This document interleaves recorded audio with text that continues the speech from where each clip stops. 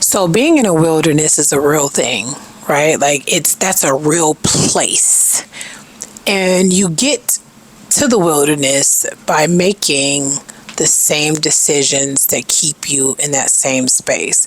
And somewhere within there, right, there's a voice that we have that's telling us to do something different. But yet we continue to do the same thing and make the same choices. And then we beat ourselves up after that. You remember how back in the day, like, TV shows used to have like the little angel on one side and the devil on one side, and they'd be talking to him and telling him, like, you know, the good one to tell him the good stuff to do, the bad one to tell him the bad stuff to do. That bad one is literally like your lower self and you repeating cycles. And you will have to continue to take the same test over and over and over and over and over and over and over and over and over and over until you pass it. And when you don't pass it, that makes you feel stuck. It makes you feel complacent. And that is the wilderness.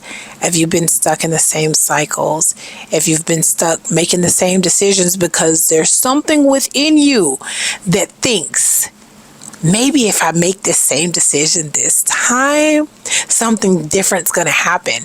But your higher self knows that no, nothing different's going to happen. It's going to be the same shit. And then you say, well, yes, I'm going to just try it. Maybe just this time it's going to be different. And then you make that decision.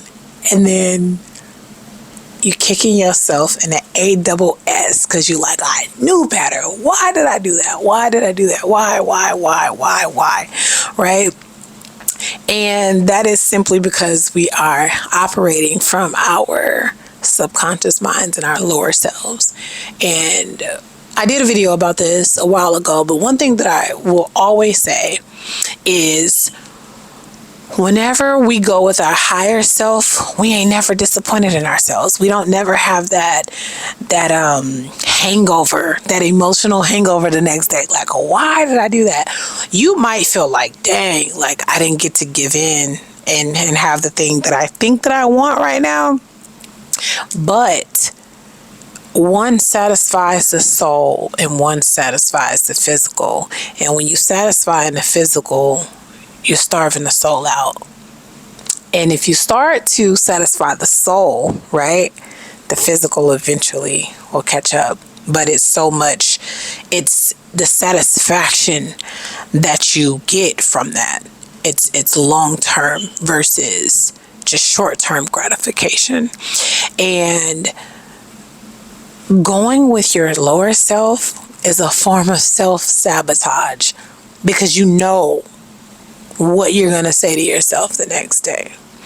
And while this may be challenging to do, you can do it.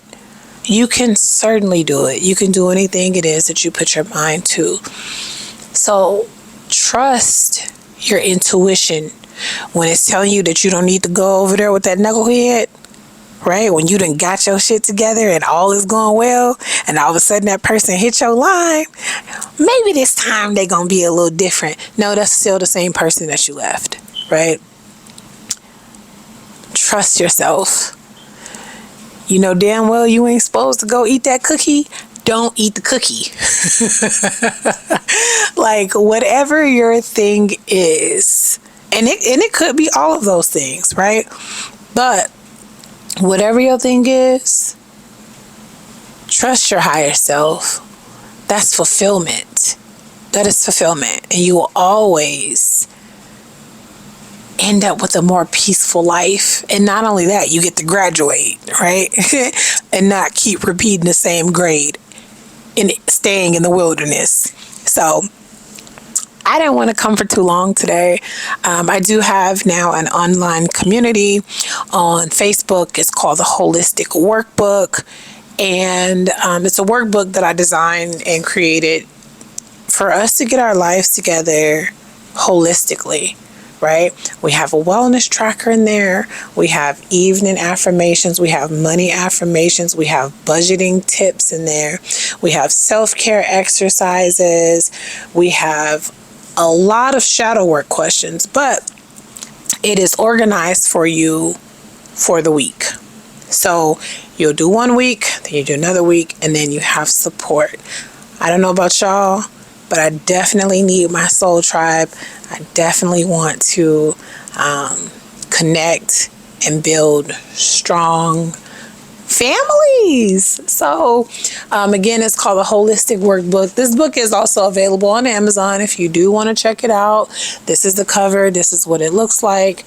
I will also drop the link to it in the description box in case you want to get one so that you can follow along with us in the group.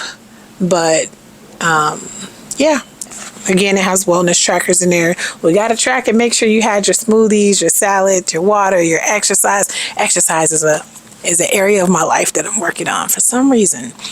I don't know what it is. I just haven't fallen in love with it as of yet. But I do really enjoy doing yoga. Me and my sister do yoga 3 times a week, and that has been